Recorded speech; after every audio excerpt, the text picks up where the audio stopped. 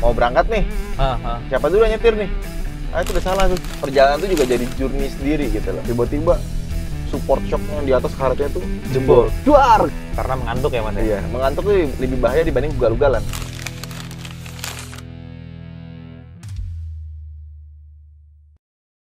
Halo Sobat Seva, kembali lagi di YouTube ya, Seva by Astra, khususnya di program kesayangan kita semua, Roadcast, On Air, On Road. Dan di episode 3 kali ini, gue akan ngobrol-ngobrol bareng bintang tamu yang sangat-sangat spesial. Kita akan ngobrol bareng sama Mas Ridwan Hanif. Penasaran kita akan ngobrolin apa? Stay tune terus di Roadcast. Oke, ini sekarang gue mau jemput dulu Mas Ridwannya. Kita sedang berada di Klaten dan kita akan jemput Mas Ridwannya di rumahnya. Gue penasaran banget sih sama rumahnya sebenarnya. Kalau lihat di YouTube kayaknya bagus banget gitu ya, dan pemandangannya tuh keren. Dan kita udah mau nyampe nih. Oh, ini dia.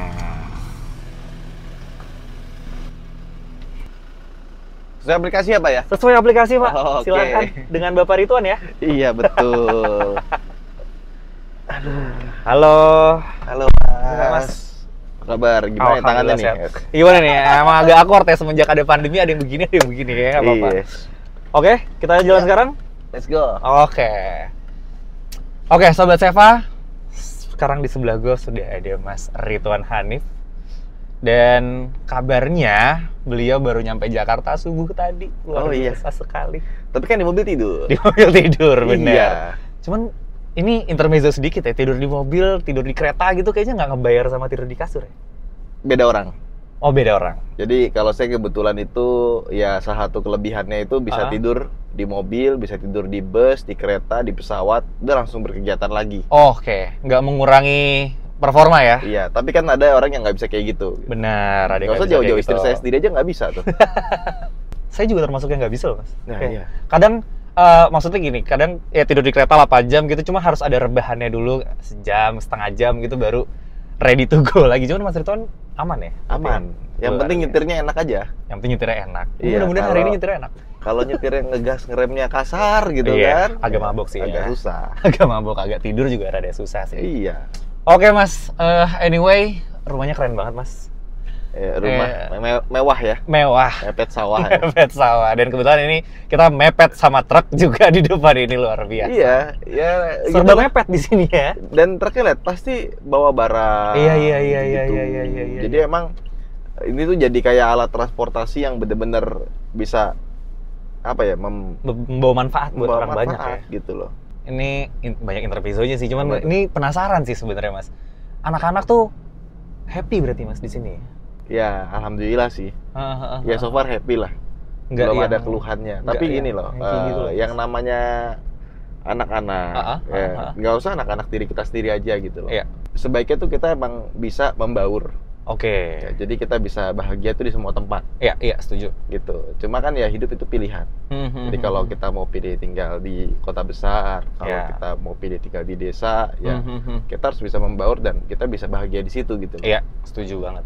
Kadang-kadang kita suka ngelihat orang lain gitu kan, ih keren banget, ih bagus banget. Akhirnya kita lupa bahwa sebenarnya hidup kita ini lagi bahagia-bahagia aja gitu loh. Jadi kalau kita itu merasa, oh gue udah bersyukur tapi kok mobil gue Fortuner aja nih, belum upgrade jadi BMW X5 gitu kan. Tapi kalau kita bersyukur, ya kan, Fortuner berasa BMW X5. Bener, setuju. Sebenarnya ini, anyway Mas, kalau tadi aku setuju banget poinnya, harus bersyukur. Dan tadi nyenggol-nyenggol Fortuner gitu ya, kebetulan kita lagi naik Fortuner dan emang, iya sebenarnya kalau misalkan kita nggak yang neko-neko gitu, ini mobil enak banget loh Mas. Oh iya, nyaman banget. Kita gitu. kan beli mobil sesuai kebutuhan ya. Benar. Nah ini tuh kebutuhannya all rounder banget. Iya. Mau naik gunung bisa, jalan jelek bisa, buat tempur juga bisa, nggak rewel kan mobilnya. Torsinya juga gede, diesel. Ya udah butuh apa lagi gitu loh. Dan yang paling penting irit sih. Irit. Iya diesel. Aku nanya ini karena kan bentar lagi nih Ramadan gitu ya. Ramadan, dan Ramadan identik dengan mudik biasanya gitu kan. Banyak orang yang kemudian akan pulang ke kampung halamannya dari Jakarta atau dari kota-kota lain gitu kan ya. Nah, kalau menurut Mas Ridwan nih, untuk mudik nanti gitu ya, sebagai car reviewer yang udah, ya mungkin bisa aku bilang senior gitu ya, car reviewer senior. Enggak lah, senior mah udah 50 tahun nanti. Bukan secara umur, maksudnya secara karir. Nah, kira-kira mobil yang paling pas buat mudik, itu mobil yang kayak gimana sih, Mas? Tergantung orangnya ya. Sekarang tergantungnya di tiang listrik. Itu jemuran. Sorry, kalau itu jemuran mungkin ya tergantung. Tergantung sih. Kalau kayak misalkan saya nih, dulu saya keluarganya masih cuma satu anak, saya naik mobil yang 3 pintu aja bisa gitu. Oke. 3 pintu artinya coupe ya? Iya, enggak, hatchback 3 Oke. pintu. Iya. Dulu tahun 2016 mobil saya masih itu, ya baik-baik aja. Oke. Semua barang dan kawan-kawan bisa masuk, gitu kan. Nggak ada pembantu. Ya sekarang anak 3 kayaknya udah harus yang lebih gede. Benar. Gitu kan. Benar. Nah, jadi tergantung dari masing-masing orangnya seperti apa. Ya.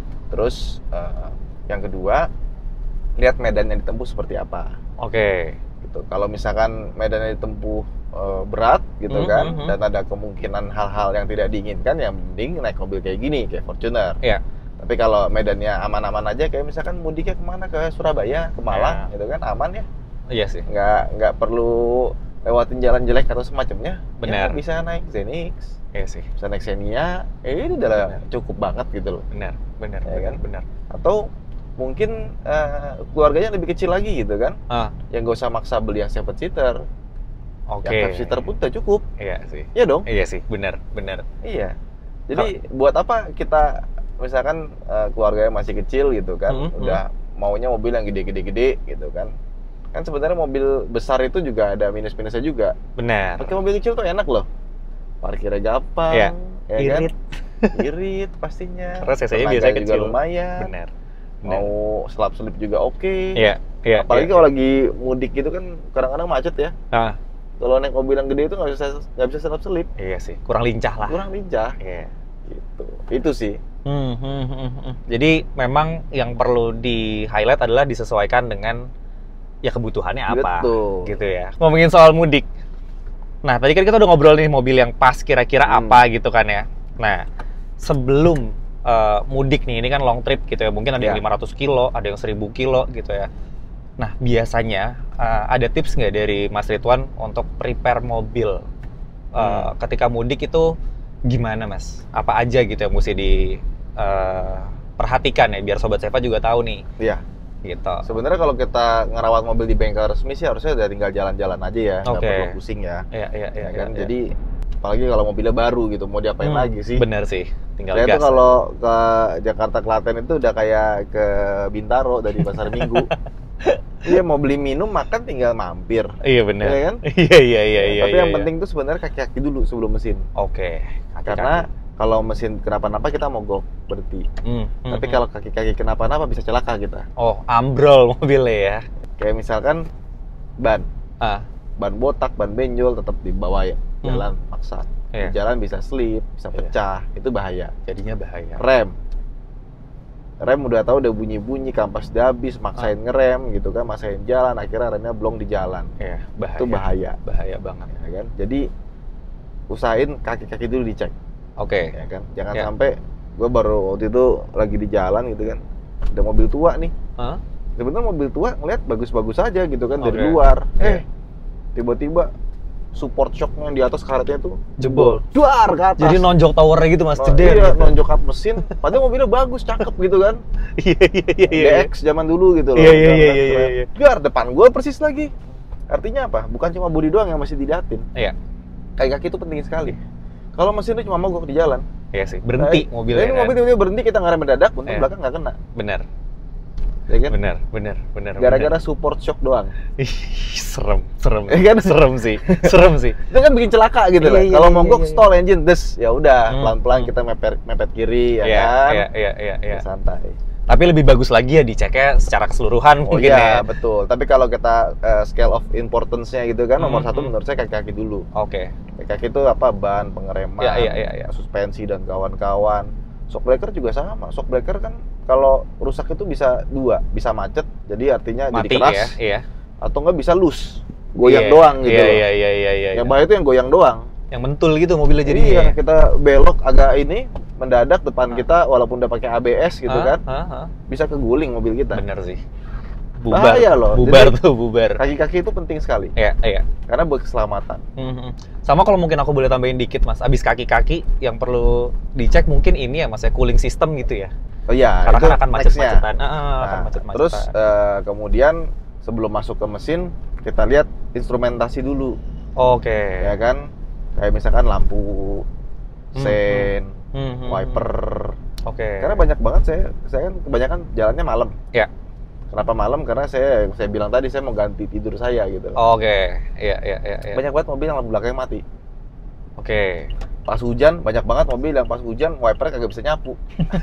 Itu bahaya banget sih. Udah malam, hujan, wipernya nggak nyala. Astaga. Itu kan hal yang simple. Apalagi wiper kan jarang dipakai ya. Pakainya pas hujan doang gitu kan. Jarang diperhatiin akhirnya kan. Tiap hari mobilnya kejemur gitu kan. Akhirnya namanya karet dia punya getas ya. Punya lifetime ya. Iya. Jadi bukan karena wiper jelek juga ya, emang ada waktunya aja. Umur. Mau wiper sebagus apapun nggak mungkin dia bisa bertahan sampai lama, tetap butuh perawatan, tetap butuh penggantian dan kawan-kawan. Lampu dan kawan-kawan itu juga penting banget sehingga ketika nanti hujan itu nggak perlu nyalain hazard. Lampu remnya, lampu belakangnya udah terang gitu kan. Iya sih, bener. Berapa lihat tuh yang lampunya redup gitu kan. Akhirnya nyalain hazard dia. Hazard nggak bagus juga. Ngebingungin orang juga sebenarnya. Membingungkan dan bikin orang tuh lelah. Mata kita ngeliat klik gitu kan jadi capek. Iya benar. Nah, kita tadi udah ngobrolin soal persiapan mobilnya gitu ya. Mobil yang pas udah, persiapan mobilnya udah. Sekarang persiapan orangnya nih Mas. Ya. Gimana sih tips berkendara yang aman supaya pas mudik itu potensi resikonya itu bisa diminimalisir gitu ya, dan bisa berkumpul kembali gitu dengan sanak saudara di kampung halaman. Oke, kalau itu kita mulai dari sebelum perjalanan ya berarti ya. Oke. Kita mulai dari itinerary-nya dulu sama persiapan badan kita gitu ya. Yang nyetir siapa, mau gantian di mana, itu masih direncanakan dari sekarang. I see. Jangan sampai mau berangkat nih, siapa dulu yang nyetir nih? Ah itu udah salah tuh. Oh. Iya. Terus dari awal, ini pertama lo yang nyetir ya, nanti di sini kita gantian. Ini istirahat, lo ini. Itu yang benar tuh begitu. Oke. Jadi bukan tunjuk-tunjukkan Mas ya? Iya. Artinya kalau kita tunjuk-tunjukkan kita nggak siap dong. Benar. Ya kan? Dan yang ditunjuk belum tentu siap juga sebenarnya. Betul. Kan? Artinya jangan-jangan gue nggak tahu nih siapa yang nyetir ya kan? Iya. Makanya gue kalau sebelum berangkat ke Jakarta kan biasa pakai driver. Saya suruh dia tidur dulu. Kalau dia belum tidur saya nggak mau nyuruh dia nyetir. Oke. Gitu. Saya mendingan cari supir lain tuh berangkat besok. Iya. Ngapain? Demi keamanan bersama. Betul kan. Betul sekali. Karena salah satu penyebab kecelakaan tertinggi itu adalah ngantuk. Iya sih. Lelah, capek. Iya. Itulah. Apalagi kita berangkat malam. Nah itu dia. Nah itu harus diatur. Jadi siapa yang nyetir, persiapan fisiknya, lagi sakit atau enggak, habis minum obat atau belum, nah, terus makannya gimana gitu ya. Dan makan juga harus diatur kalau bisa. Oke. Jadi kalau bisa makan yang nggak bikin ngantuk. Oke. Gimana caranya? Kalau makan itu jangan dicampur-campur. Karena enzimnya beda. Oke. Kita nih lambung nih. Ya kan? Kalau kita makan nasi, daging, sayur sekaligus ya bikin ngantuk pasti. Oh iya? Iya dong. Enzimnya beda-beda. Iya. Kerjanya berat tuh lambung. Iya. Kalau makan karbo aja. Oke. Kalau makan protein aja. Iya sih. Kan daging aja gitu loh. Karena buat lemak daging tuh enzimnya sama gitu. Jadi lambung kita kerjanya santai. Nggak capek, nggak bikin ngantuk. Oke. Kan kalau itu kan kenyang kita jadi bodoh kan. Bener. Karena yang tadinya buat otak jadi buat ke lambung semua. Iya. Buat perut kita itu bekerja. Iya. Di peringan kerjanya. Makanya kalau lagi nyetir makan Indomie sama nasi nggak apa-apa tuh. Kan karbo kan. karbo. Itu ini konteksnya nyetir ya. Konteks nyetir boleh. Ya makanya daging aja. Daging kan. aja. Kalau mau makan ayam gitu ya, ayam 3 biji udah nggak usah pakai nasi. Itu nggak ngantuk deh. Oke. Ini Sobat Seva juga harus perhatikan. Ini kita ngobrol dalam konteks untuk nyetir jalan jauh, nutrisi. Gitu. Jangan tiba-tiba besok di rumah istrinya habis nonton broadcast ini tiba-tiba masak nasi lauknya lontong, ya nggak gitu juga gitu. Kasihan juga ya. Kasihan juga suaminya kan. Jadi ini konteksnya nyetir jauh. Kalau misalkan yang lagi nggak perlu kerja yang berat gitu ya, artinya nggak perlu konsentrasi yang tinggi, ya sebenarnya makannya kayak biasa aja gitu. Tapi kalau makan biasa terus takut ngantuk ya bisa ngopi. Ngopi, betul. Ya kan? Atau kalau nggak ngopi permen yang asem-asem Iya, gitu. iya. Itu yang pakai mint gitu itu bikin melek kan. Betul. Atau enggak sampoan pakai sampo yang mentol gitu kan. Nah, itu kan seger tuh. seger. Tapi kalau aku pribadi ya Mas, kalau ngantuk tuh obatnya cuma tidur ya Mas. Oh ya udah jangan. Jadi mendingan melipir gitu, berhenti misalkan emang udah nggak bisa ada yang gantiin gitu. Melipir ya udah mendingan tidur telat setengah jam, sejam sampai tujuan daripada dipaksain gitu ngantuk. Dan saya tuh beberapa kali tidur di rest area loh. Oh ya? Iya, jadi kalau emang ngantuk ya tidur aja lah, ngapain dipaksain. Iya sih, benar. Even lagi sama keluarga nih, karena macet kan kita lagi musim liburan gitu ke Jakarta, aku ngantuk tidur dulu ya udah. Perjalanan itu juga jadi journey sendiri gitu loh. Jadi sesuatu yang memorable, sesuatu yang menyenangkan. Bukan cuma sekedar dari poin A ke poin B. Tapi kalau misalkan kita cuma, pokoknya dari poin A ke poin B udah selesai. Ya, siap-siap aja capek lah. Iya, siap-siap capek karena fokusnya udah ke sana kan, udah ke sana duluan gitu. Dibikin menyenangkan lah. Iya, mau makan di sini, mau ngeliat apa, mampir-mampir ke tempat wisata nggak apa-apa, asal nyetir siap. Tuh, Sobat Seva, tadi pertama siapkan sebelum nyetirnya, pengemudinya tuh siapa, itu udah harus diplotting dulu gitu ya, supaya nggak tunjuk-tunjukkan. Dan supaya make sure yang nyetir itu udah siap gitu untuk nyetir dalam perjalanan jauh. Yang kedua tadi perhatikan makanan ya Mas ya, makanan jangan sampai. Dan untuk laki-laki juga jangan gengsi ya.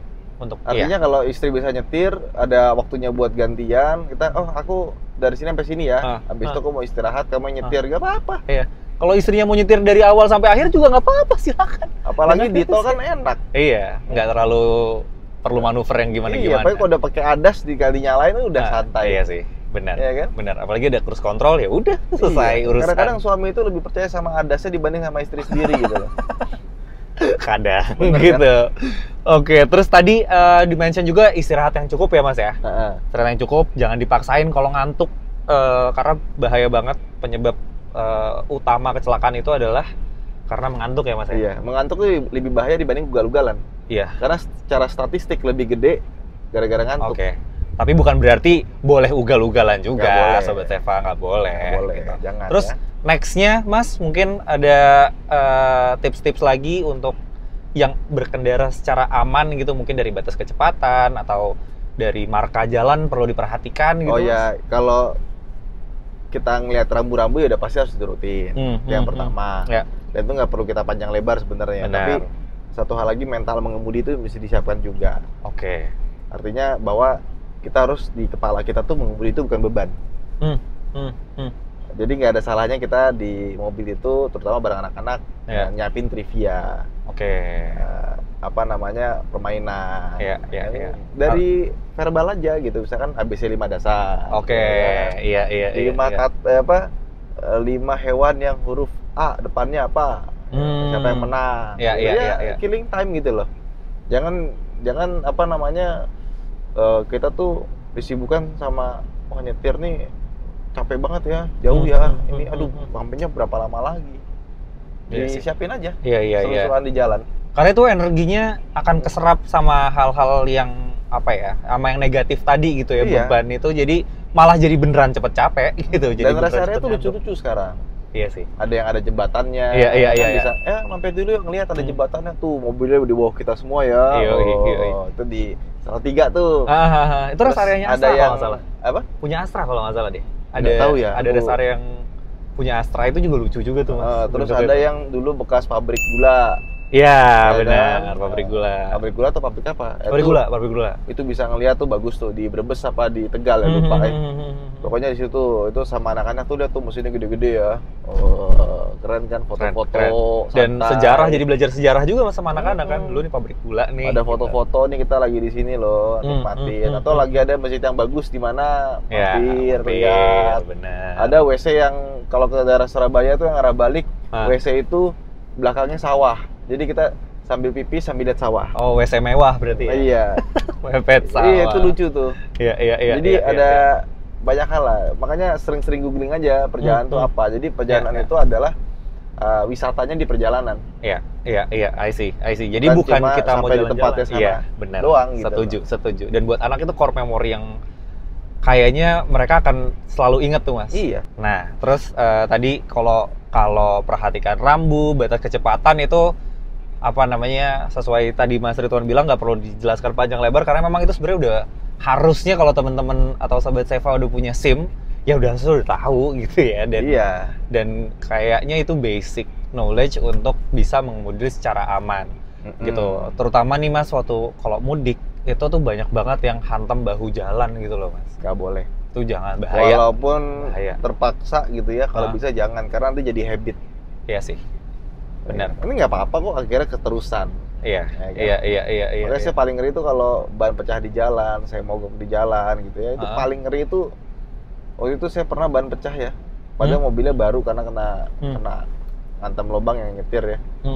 Itu saya yang ganti ban, dia saya suruh jauh-jauh ke sana. Tuh awe-awe pakai ini. Takutnya ada yang ini. Iya, ada yang nyeruduk ya Mas ya. Bukan apa-apa, nyawanya cuma satu.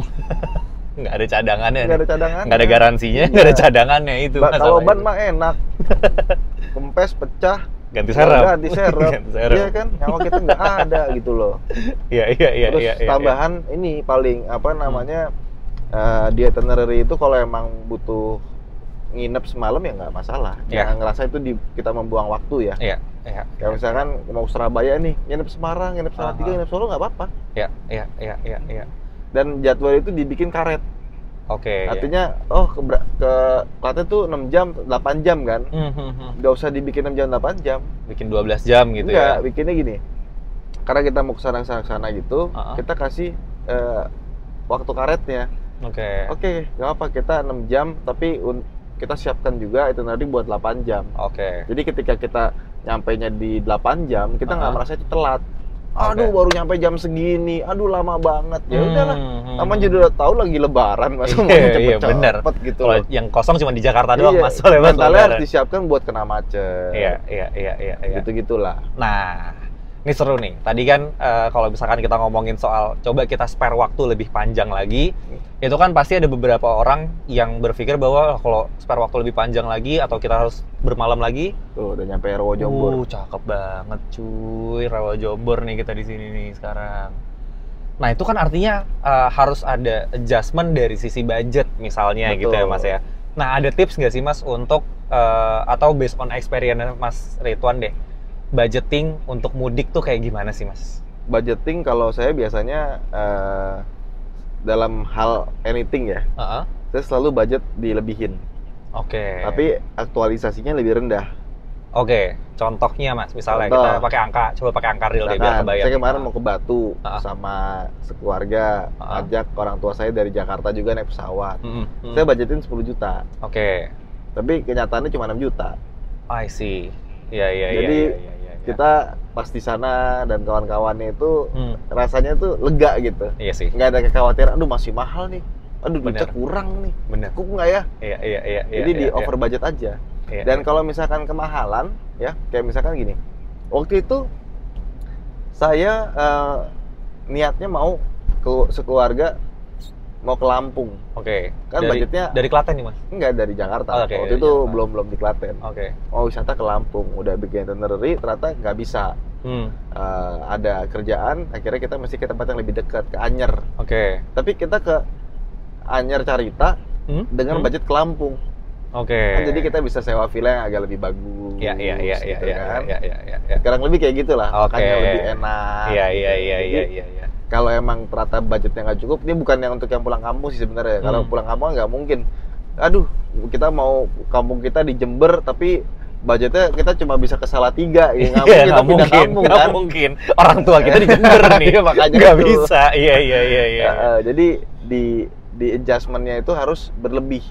Gitu. Itu yang pertama. Jadi ekspektasinya tuh kita keluar, misalkan tahun lalu kita total berapa sih? 6 juta. Iya. Tahun ini dinaikin aja jadi 8 juta, 9 juta. Oke. Jadi lihat dari budget tahun lalu. Hmm. Jadi biar kita ada spare, biar kita tuh ada ketenangan di hati, peace of mind. Oke. Iya. Kita kan beli mobil di Seva biar peace of mind kan? Betul, karena Seva jelas dari awal. Iya. Jadi semuanya termasuk budget kalau misalkan mau mudik juga harus clear di awal, Mas ya. Iya, lebih baik kita spendingnya itu under budget, tapi mindsetnya udah over budget. Oke. Iya. Jangan dibikin mepet. Iya. Jangan dibalik nih ya. Iya. Kalau wisata apalagi lebih gampang. Kalau nggak mampu ke Jepang ya ke Hong Kong aja, lebih dekat. Iya benar. Ya kan maksudnya. Nggak mampu ke Hong Kong, gitu ya ke Singapura bisa gitu kan ya. Jadi Malaysia aja bisa. Iya, di adjust gitu. Nah, lebih baik kita punya budget lebih tapi di Kuala Lumpur, di Malaysia dibanding kita budget mepet tapi di Jepang. Benar. Nyiksa tuh. Benar. Setuju Mas kalau itu, karena yang namanya mudik gitu ya atau liburan itu kan esensinya kita pengen fun gitu ya, refreshing gitu, apalagi suasananya lebaran gitu ya, daripada kita pusing mikirin. Jangan pulang-pulang stres, aduh tabungan kita habis nih gara ini nih. Aduh, ya udahlah besok nggak usah mudik lagi lah. Jangan juga kayak gitu, jangan juga. Dan gitu. Saya sering beberapa kali itu kalau budget kurang itu kita easy, gampang untuk menjual sesuatu juga gitu loh. Oke. Karena banyak deh, perhatiin deh, pasti orang tuh banyak di rumah punya barang-barang banyak nggak kepake. Iya. Mendingan dicairkan. Betul. Dilipat ke dompet. Iya. HP beli baru yang lamanya nggak dijual, disimpan, ngapain? Iya benar. Jual aja. Iya. Punya barang misalkan sepeda nggak kepake lama, ya udah jual aja. Sayang gini-gini. Ya udah sih daripada nggak kepake juga. Benar. Gitu. Nah itu bapak saya tuh Mas, masih begitu tuh. Makanya rumah saya nggak terlalu gede karena barangnya dikit. Ya. Nggak kepake, ya kasih orang, jual, begitulah. Biasanya tuh bapak-bapak Mas, kayak gitu Mas, kayak ini nggak mau dibuang aja, enggak sayang, tapi dipakai enggak, diinin enggak gitu. Iya, akhirnya jadi bangke. Akhirnya jadi bangke dan menu-menuhin rumah. Oke. Anyway Mas, kalau misalkan nih Sobat Seva udah tahu tadi cara cari mobil untuk mudiknya seperti apa, persiapannya seperti apa, terus persiapan orangnya juga seperti apa, dan udah memutuskan untuk udah deh bismillah deh beli mobil baru gitu ya. Iya. Nah itu pastinya Sobat Seva bisa langsung ke seva.id, di mana seva.id adalah platform pembelian mobil yang mudah, aman, dan nyaman gitu. Dan di sana lengkap banget dari mulai spesifikasi eksterior, interior, mesin, sampai ke ada loan kalkulator namanya.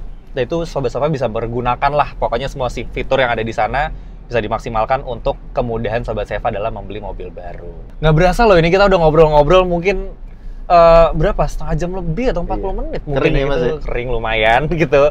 Mas, anyway kalau mau minum ada di pintu. Udah kita siapin juga. Ini air radiator. Bukan mesin, ini minyak rem Mas.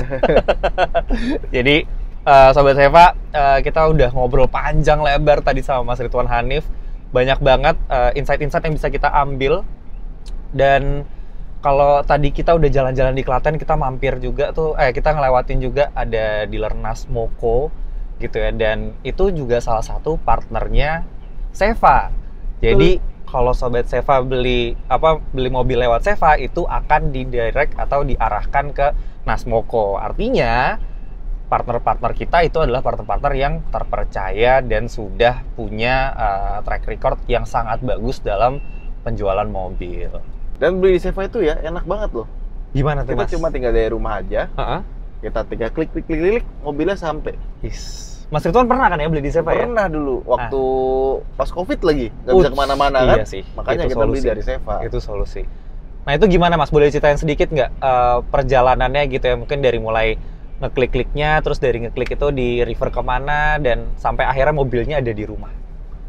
Ya jadi kemarin tuh kita lagi ada kebutuhan mobil buat kantor. Innova yang diesel ya. Udah, kita kan juga lagi Covid gitu kan males keluar gitu kan ya. Males ketemu orang. Ya udahlah, kita beli mobil yang pengen terpercaya. Karena itu kan Seva tuh by Astra ya. Betul. Jadi pasti mobilnya bagus. Iya. Ya udah ngeliat mobil yang cocok, spesifikasi, harganya, kilometer dan kawan-kawannya. Udah langsung kita check out dari situ. Kita bayar dari situ, mobilnya nyampe. Diantar ke rumah. Diantar ke rumah dan benar-benar sesuai sama apa yang di deskripsi. Oke, jadi nggak ada kejutan ya? Nggak ada kejutannya. Nggak pesennya hitam, datangnya ungu gitu misalnya. Kalau mobil cekan tuh kan takutnya, nih misalkan ininya A nih, ya. Ada yang B, ada yang C. Kita mau pilih yang A semua. Dan bener A semua. Iya. Nggak ada yang minus gitu. Iya. Dan sekarang ada yang baru nih Sobat Seva. Di seva.id Sobat Seva bisa beli mobil second juga sekarang. Cocok. Gitu. Jadi buat Sobat Seva yang mungkin tadi kita udah bahas secara finansial gitu ya, kalau misalkan emang budgetnya belum cukup, jangan dipaksakan. Betul. Nah, sekarang di Seva, misalkan Sobat Seva beli mobil baru tapi tabungannya belum cukup, tapi misalkan udah ada urgency gitu ya, harus ngantar orang tua ke rumah sakit gitu ya, bolak-balik, atau istri baru melahirkan dan lain sebagainya gitu ya. Nah, Sobat Seva bisa menyesuaikan budget Sobat Seva yang Sobat Seva punya untuk, ya kenapa nggak beli mobil bekas aja gitu kan. Dan kita berkolaborasi dengan Setir Kanan. Jadi pastinya di sana juga bisa Sobat Seva pilih tuh kira-kira mobil bekas yang cocok buat Sobat Seva tuh apa. Seperti itu. Jadi pokoknya di seva.id semuanya mudah, aman, nyaman, dan pastinya jelas dari awal. Dan mungkin untuk Sobat Seva yang belum nonton episode 1 dan 2-nya, boleh diceki-ceki dulu di YouTube Seva by Astra. Untuk episode 1 dan 2 itu topiknya juga nggak kalah seru, monggo silahkan dicek dulu. Dan jangan lupa untuk subscribe Seva by Astra, komen, like, dan share video ini ke teman-teman kamu. Dan juga follow sosial medianya Seva by Astra ya. Ada Instagram, ada Twitter, dan masih banyak lagi. Pokoknya dicek aja dan di follow sosial media Seva by Astra. Kalau gitu, saya Raffi. Saya Ridwan Hanif. See you di Roadcast selanjutnya. Roadcast, hit the road with Roadcast. Bye. Bye.